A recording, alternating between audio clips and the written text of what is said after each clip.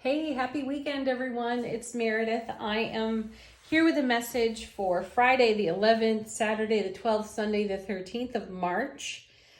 And we are using the new deck I mentioned the other day, Tarot Avatara, brought to us by the same creator of Bonefire Tarot. So you know this is going to be a vibrant deck. You know that it is going to be colorful and the artwork will have a lot of symbolism to it. I am beginning to study the deck, and I would encourage you at any moment, if you're guided, just to pause the video on any of the cards that we turn over, take a closer look at the artwork, because there's a lot there. There's a lot to look at, and some of what you see on the cards may have deeper, greater meaning to you. All right, so we're tuning into the energy atmosphere of the weekend. Our first card comes from Wisdom of the Oracle, and we've got Deep Knowing. Ooh, intuition is up for us. It is, I feel our intuition is deeply stimulated, especially when we see a card like this. And if I recall correctly, the moon is currently in Cancer. So one of the water signs, definitely moving us deeper into our intuitive gifts, however they may present. So pay attention to the signs and the symbols within your immediate sphere of influence, your immediate atmosphere, because this is the universe speaking with us, bringing us guidance, bringing us fresh perspective. Our intuitive voice will be strong, and it will be steady, and it will be repetitive. Coming along with Deep Knowing from Angels and Ancestors, we have Oracle. Look at that. Wait for important information. I'm going to change that up and say allow for important information. So Deep Knowing and Oracle together, the cards are repeating themselves. I did just say, oh gosh, the message will come in repeat, and here it is. Look at that. Someone called me a card witch the other day. And I'm sticking with it because I say it and then it happens here in the cards. I think that is the highest compliment. So, yeah, thank you, Oracle cards. Anyway, the environment is speaking with us. It is communicating with us, and we are being presented with the very signs and symbols we've asked for. So be awake, alert, and aware to what's on offer to you in that realm within your immediate environment. Okay, let's get to the tarot cards. I'm so excited for these. I've had fun shuffling this deck just to see what will fall out. No questions asked, no true intention, just how are these cards speaking, and they are amazing to look at. So I will repeat. Pause the video at any point to gaze into the cards. Our first is the Empress. Nice. Mother of the Tarot. Venus energy. She is indicative of self-care, self-nurturing, and the birth of new beginnings in our world. So we may be receiving some, intuitive guidance, expanded awareness in regard to what we are bringing to life on our foundation. We've had a lot of cards recently about how the foundation is being swept clean and clear to receive the very things that we've been channeling into our world. So I love seeing the Empress here. I love seeing these cards encouraging us ever deeper into our intuitive awareness, and coming along with, wow, and you're going to perhaps consider this to be really counterintuitive, coming along with the Empress. The Empress is the Eight of Swords. Oh, that's a tough one, huh? So the Eight of Swords is all about being able to break free under our own power, and often we don't see that we hold that power within our own hands. Typically, there's a woman blindfolded standing in a circle of swords with her hands tied, and she's awaiting rescue. Here we have very clear imagery here of how we could be addicted to a thought process. How we could be seeking self-care, self-nurturing through a habit, a belief system, old programming, and not embracing that all the answers are inward. You know, all the solutions come from within or are whispered to us from within in our deep knowing, our inner oracle. So the cards have us looking to our own center, and perhaps the signs and the symbols on offer to us within our immediate environment and how our intuition whispers to us is whispering a brand new way, a brand new consideration, and a greater opportunity to shine the love and the light that we are by eradicating old thoughts that are limiting, that hold us back. So let's consider that. And one of the messages that sticks with me whenever I see the Eight of Swords, because there is a tendency toward taking a look beyond the self, it is recognize that you are the answer. To look outside, to look beyond you, to await rescue is to stagnate where you stand. And there's no judgment here. You know, the Empress, Mother of Tarot, self-nurture, self-care, she's allowing us here to see where we might stagnate within a behavior in a thought pattern or attachment to a habit. She offers us the opportunity to question all of it and consider something new and different. And something new and different may come right out of our intuitive awareness. Our next card. Another 8. 8 of Wands. Nice. Oh, swift moving energy. This isn't something that we're going to linger on. You know, we're not going to drag our feet. We're not going to hem and haw over whatever we identify. My feeling is that we're swiftly going to get to work on it. And it may be that when we recognize something that we are habitually thinking, doing, projecting, attaching to, as soon as we see it more clearly through our intuitive awareness, we're going to set that energy into a much more favorable flow. So let's recall also that 8s in tarot are all about movement. The 8 of Wands is a powerful card, and it's incoming information that could be channeled through our intuitive gifts.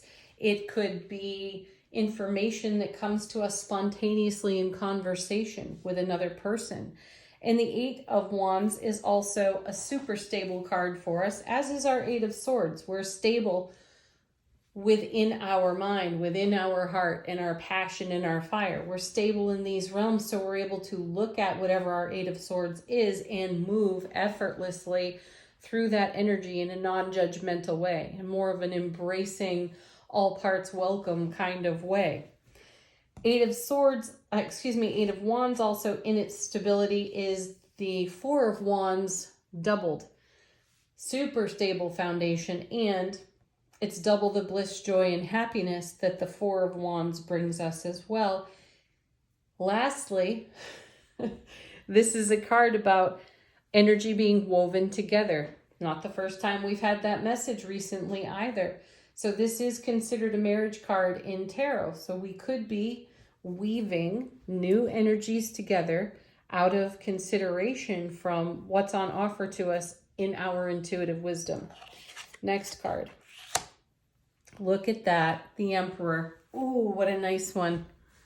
I'm seeing this one for the first time. Look at all that fire. Look at all that yellow, orange, red. That's Aries. That's the first of the fire signs. You know that the Emperor is the father of tarot, counterpart to the Empress. What an amazing connection here in the cards, because look at the support, divine masculine, divine feminine from within, having us swiftly move through energies that may not be serving us, that may in fact actually be limiting us. And rather than judge any of it or, you know, have a negative emotional response, it's more like a, aha, now that I see this, now that I know this so much more clearly, I can do something differently about it.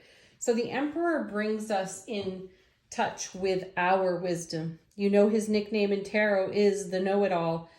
He's kind of the seen it all, done it all, know-it-all, though he remains an eternal student of life as well. He knows there's no end to what he can know, what he can understand and experience and gain wisdom for. And he continues to, Eight of Wands, channel that into his world, his realm. Wow, that's awesome energy. Let's take a look at what's on the bottom of the deck, what is in the unseen for us through the weekend energy. Our first card is, look at this, Strength. Another 8. So now we have 3 8s on the table. This card is so perfectly placed. It really is confirmation to us that the strength of our spirit, our wherewithal, our fortitude is engaged so that we can be a witness to our Eight of Swords. And we may have more than one life circumstance or scenario that falls under the umbrella of the Eight of Swords. And if that is the case, no matter what, we have the strength to look at it. We have the inner strength to stand up for it and choose something differently from our intuitive guidance and wisdom. Oh my goodness, take a look. Now we have 4 8s on the table. So not only are we able to, gosh, look at all that momentum. Strength, 8 of Swords, 8 of Cups, 8 of Wands. We are, we're not gathering any moss at all. We are the Rolling Stone this weekend in this atmosphere that's on offer to us. The 8 of Cups has us moving in motion for what's on our horizon. It's beautiful. We find ourselves in really, really comforting waters, nurtured waters, willing to do the self-care, willing to engage our wisdom in a different way, to look at our current scenarios from a different perspective and breathe new life into whatever we're facing, whatever we are present with in the now on our foundation. There's an extra card in the deck, and that one comes next for us. We have Tickled Pink. I like this because this is what the universe is doing behind the scenes. This is how we're being supported. We are finding strength we didn't know we had.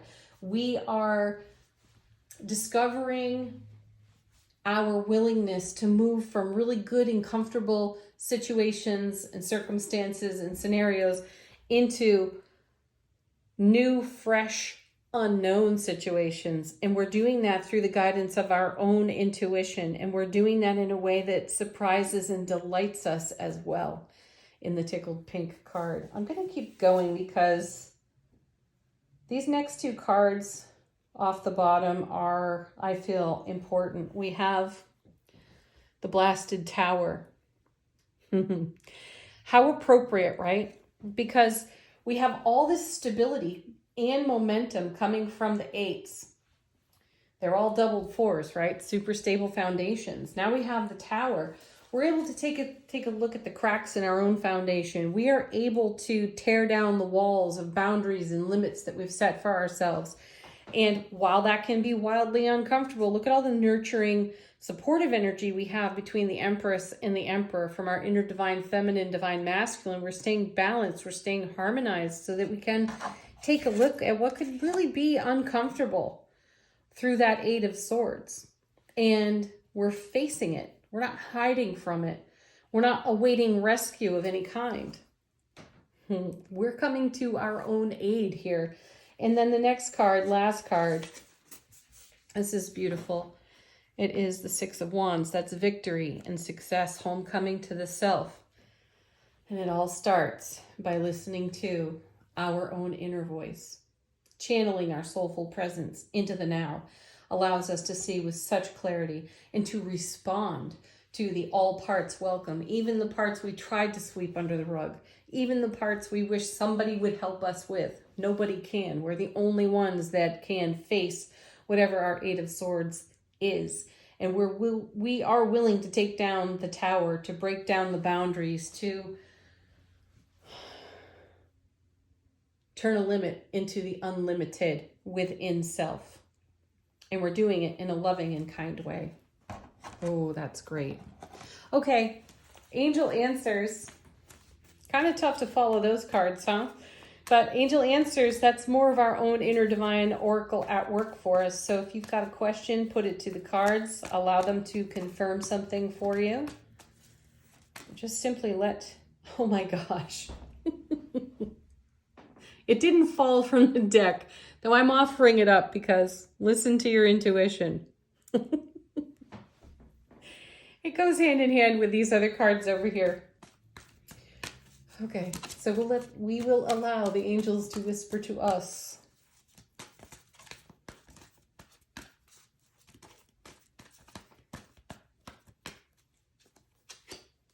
First, there's something better. Yes, we've identified that.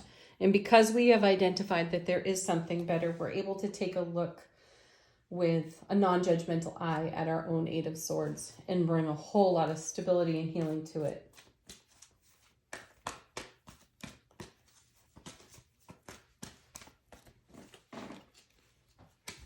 Yes, our sweet, simple yes, which is the one card in this deck that I feel is the High Priestess whispering to us.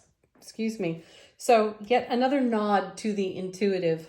Next card, trust. And the one after that, big happy changes. You know those are some of our favorites.